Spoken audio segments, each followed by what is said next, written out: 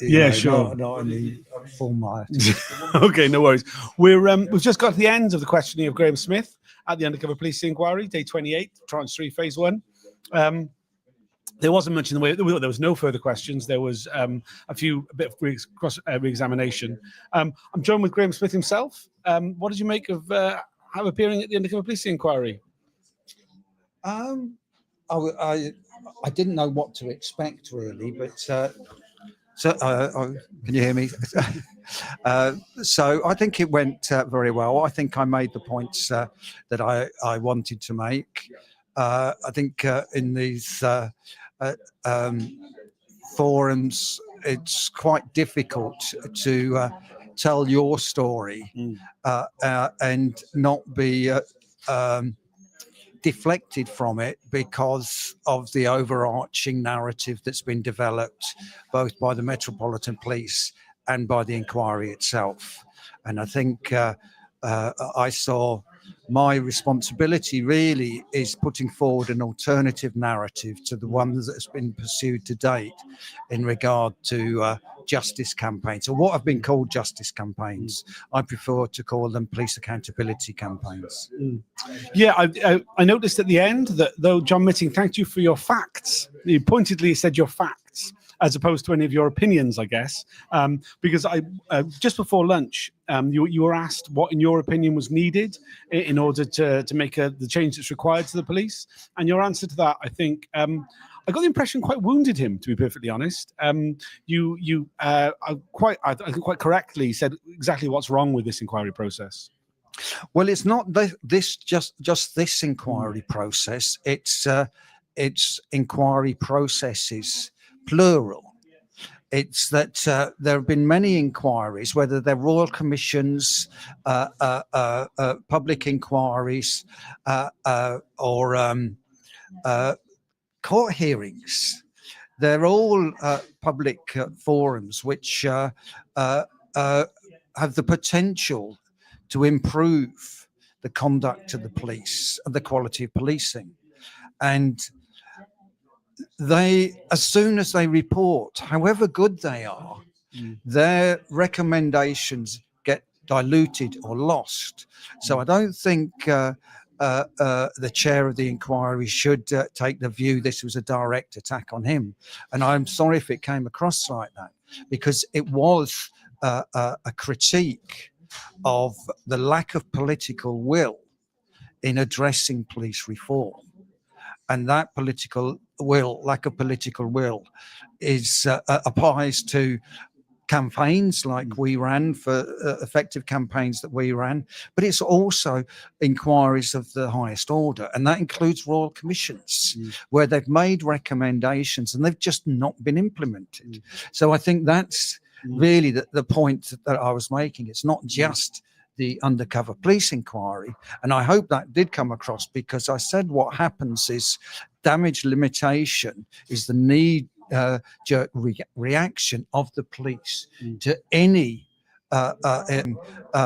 facts that get into the public domain. And it's the same for this inquiry and every other inquiry. The one exception has been the Macpherson inquiry, but even that, in terms of stop and search, recruitment of black officers, those recommendations made by Macpherson were never implemented. So I think it's really, it's not. I don't think Sir John Mitting should take offence at that. No, fair enough. I mean, I think there is something unique about the undercover police inquiry, though, in the way that it has taken at face value the undercover police reports, and has followed the internal logic of the SDS reports and said that, you know, for example, the fact that it called Mark Metcalfe as a representative of Hackney Community Defence Association, that it hasn't seemed to me, at any rate, to take any effort to confirm what happened at events that are reported on in these reports, to actually get to the truth that already exists, that's already been recorded. Just takes these reports at face value and works from there, constantly asking witnesses to disprove wild allegations that are within these reports. I did not want to become part of that process, and I wanted to challenge. As I say, I was seeking to present an alternative narrative, and that narrative, and I think I was quite fortunate also because the evidence is of missing documents in regard to HCDA, and there's no credible explanation for the targeting of HCDA other than a police accountability campaign was deliberately targeted, contrary to Home Office directions to the Metropolitan Police not to target police accountability campaigns. So, and my difficulty was the absence of reports on HCDA. Therefore, I was referring to these missing reports. To be quite honest, I think really, although, well, public inquiries are not a good forum for addressing problems in the public sector and seeking remedies. I think the independent panel method that was introduced in the Hillsborough inquiry is probably more effective. But I think also there were problems with independent panels and the Home Office interference in them. And so then the government went back to appointing judicial inquiries. But I'm encouraged really that there are more independent panels. Again, Orgreave, it's an independent panel. And I think they're assembling experts rather than a judge. Probably a more effective way of addressing these problems and seeking solutions to them. But you know, and really, as I said also in answer to that question, I'm retired. You know, I'm spent. Really, and the thing is, I'm not. You know, I can draw attention to the problems, but I'm not really able to contribute to the solutions of those problems because it's for others, it's for younger people to do this. I've always objected to political dinosaurs, people that should move on and advise from the background rather than lead campaigns now. Yeah, go into the sort of the content of how you were spied on. There were reports on you by 7 undercover officers: Bob Lambert, John Dines, cover name Kevin Douglas, cover name Neil Richardson, Peter Francis, Trevor Morris, and Mark Jenner. But it was only Mark Jenner that you actually remember, or that you believe you met, or you did meet. So you don't remember any of the other ones. Yes, Mark Jenner. I only ever met Mark Jenner, and I didn't meet him. I want to suggest that Mark Jenner is the main protagonist, if you like, because I am quite clear in my mind that Bob Lambert has questions to answer. He labelled HCDA an anarchist front, and he was the manager of the SDS that designed Jenner's targeting strategy. And I think really Bob Lambert is the person. It's not the individual officers that are the primary offenders here. It's the institution of the Metropolitan Police, and something that I would like to have said, and I just thought that I shouldn't said it. When Peter Francis, the police, in preparing their defence to Peter Francis's civil action, there is a document there that says out of 6 inspectors in Special Branch at that time, 4 of them had been in SDS. Now, the thing is, the Met have tried to say that SDS was not an elite squad. Well, if four out of the 6 inspectors at one point of time across Special Branch had been deployed in SDS, then it suggests that the SDS ethos informed Special Branch ethos. And we know at least one of those officers went on to be a chief constable, Andy Coles, and a police and crime commissioner. And what we don't know is who of those undercover officers whose names have been restricted went on to greater things. Did they also become chief constables? Did they also become commissioner of the Metropolitan Police? And these are things, because it's quite clear that SDS was the elite policing unit of Special Branch. And if Special Branch was seen an elite force within the Metropolitan Police. I didn't get that point across. I should have.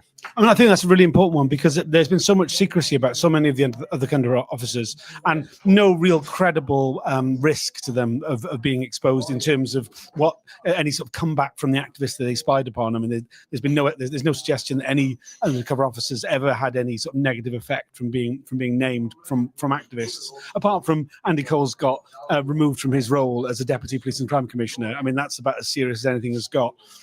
So why have so many officers had so much secrecy? We're talking not just the real names, but the cover names. And in many cases, we don't even get the officers referred to by their ciphers in proceedings. But the thing is, the undercover police inquiry knows who these officers are. And it's for the undercover police inquiry to make these conclusions. And the thing is, it's for the undercover, it doesn't have to name officers, but if it's untoward, if these restriction orders are untoward, then that's got to be part of the conclusions. Now, I said at the end about the Met pulling the wool over the eyes of the inquiry. Now, the thing is, the chair can take that one of two ways, can prove that the wool hasn't been pulled over their eyes, or they could, without naming officers that may have gone on to be Commissioner of the Metropolitan Police, they can say this is what happened. They can still protect their confidentiality, but these are inquiries as to really how extensive and how high up this method of policing went. I mean, it's... I mean, there's so many questions around this, around, you know, the level to which not just that it was known about, but also that something you talked about quite a bit about this knee-jerk reaction of damage limitation that the police have gone through right since this was first exposed. This unit was first exposed back in 2010. First, it was neither confirm nor deny, and then we've had this real piecemeal sort of thing. That the inquiry itself has only really shown in public stuff which activists have exposed. I mean, the only reason we're here today is because Alison exposed Mark Jenner as an undercover officer who deceived her. Because of that, they had to call Mark Jenner. Well, that meant they had to release his targeting document. And then with his targeting document, it was revealed that he was targeting the Hackney Community Defence Association. And we really saw, it's been like things spiraled out of control as far as the police are concerned as these things happen. But the inquiry hasn't really gone into things that activists haven't exposed first. There's been very little that the inquiry has covered. But I think that's the same of all public inquiries and all these things. And really, I don't want to keep repeating myself, but it is the fact that it's once information is in the public domain that is embarrassing to the police, it triggers a process of damage limitation, and the resources of the police and the willingness of the media, as well as any other institution, to report that exercise. And you know, they have to do it. They have to report what the police are saying, and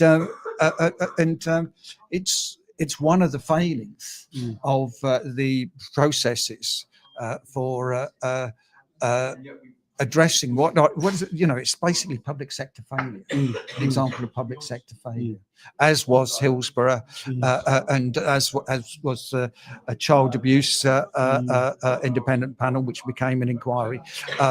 So I think it's really new ways need to be developed and thought of. Imagination has to introduce new ways of addressing these public sector failures. Was there anything that you were expecting to be asked today by the inquiry that you didn't?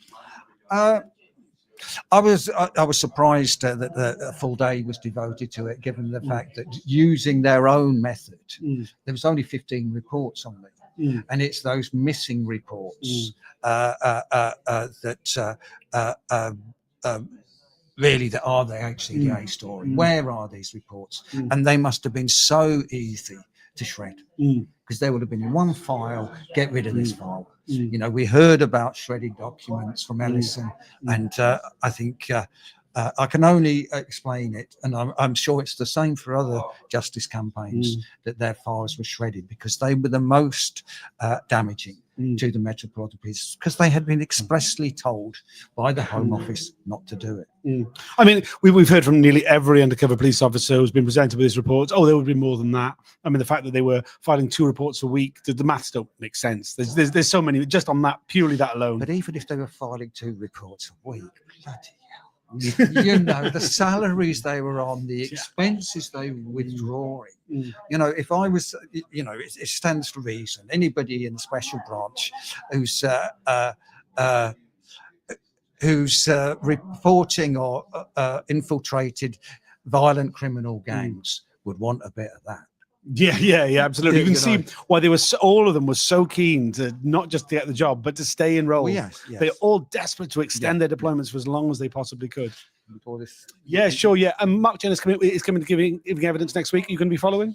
I'll be watching it online. I'll not come. And the other thing is, as I say, you know, I hardly knew the man, and my really, it's Mark Jenner is not the primary guilty party. I think from what I've heard, he's not had a good time since this, and I think so many people have been damaged by this.